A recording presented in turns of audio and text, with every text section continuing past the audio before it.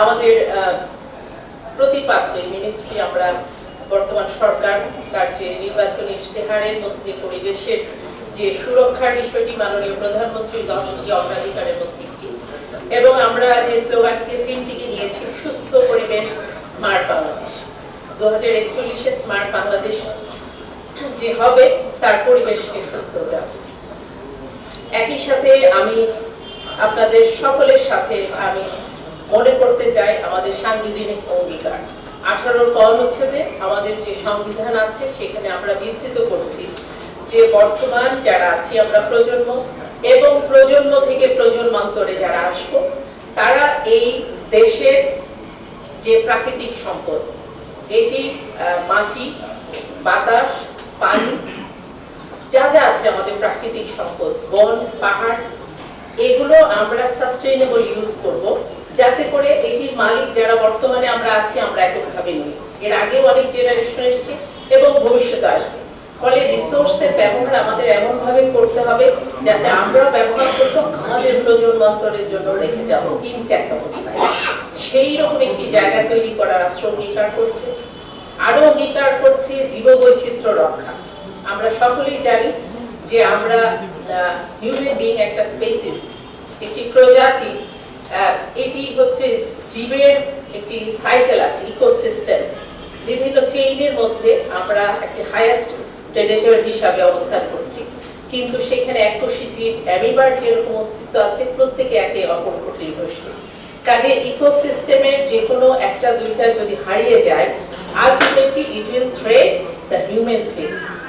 তো কাজেই জীববৈচিত্র্যে আজকে যে পৃথিবীর যে নলেজ লেভেল, যে সায়েন্স যে ইনফরমেশন দিচ্ছে সেগুলো আমাদের জানান দিচ্ছে যে আমাদের যে প্ল্যানেটটি মাদার আর্থ এইটি কিন্তু অত্যন্ত সংকটাপন্ন অবস্থায় আছে, এবং মেরিন লিটারিং এবং পলিউশনে বাংলাদেশকে যে ম্যাপিং এ রাখা হয়েছে আমরা কিন্তু আন্তর্জাতিকভাবে নেগোসিয়েশনে এটা চিন্তা করছি, যেটা কিন্তু আমরা এককভাবে করছি না। আমরা ডাউনস্ট্রিম কান্ট্রি হিসাবে আবার কান্ট্রির যে পলিউশন সেটাও কিন্তু মেরিন লিটারিং এ বাংলাদেশকে বলা হচ্ছে, কিন্তু Bangladesh is bearing the legacy of upstream countries. ফলে ওইখানে একটি লবি করে বাংলাদেশের একটি ডাউনস্ট্রিম কান্ট্রিজের যে একটি সিচুয়েশন সেটি কিভাবে জোরালো করা যায় আন্তর্জাতিক অঙ্গনে পলিটিক্যাল ডিসকোর্সে, সেটা নিয়েও সরকার কাজ করছে।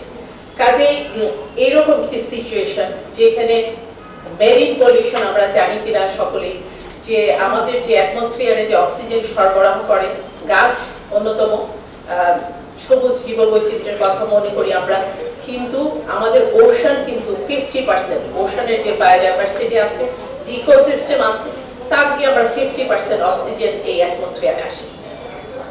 এখন প্লাস্টিকের যে মেরিন লিটারিং সেটার কারণে যেটা বুড়িগঙ্গার চিত্র দেখিয়েছে কত লিটার নিচে জমা হয়েছে, একইভাবে আমাদের যে মহাসাগর আছে ocean health is heavily compromised.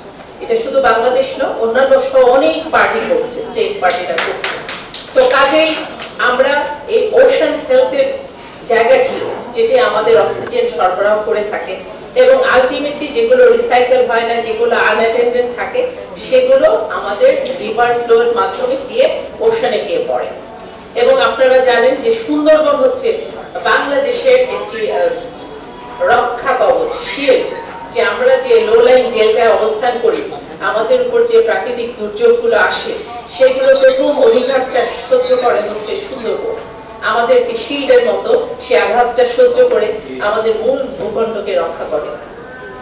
সেই সুন্দরবনের প্রাণ হচ্ছে ম্যানগ্রোভ, এবং ম্যানগ্রোভ কিভাবে সার্ভাইভ করে শ্বাসমূলের মাধ্যমে।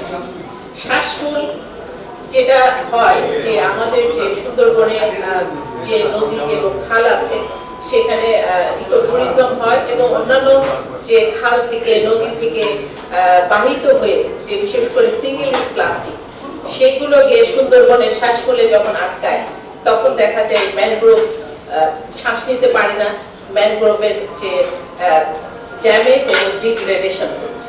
কোভিড পরবর্তী সময় আমাদের যে সিঙ্গেল ইউজ প্লাস্টিকের ব্যবহার আরো অনেক বেড়ে গেছে আমরা জানি, এবং প্লাস্টিকের যে এবং আমার পাবলিক হেলথ হেভিলি কম্প্রোমাইজ হচ্ছে।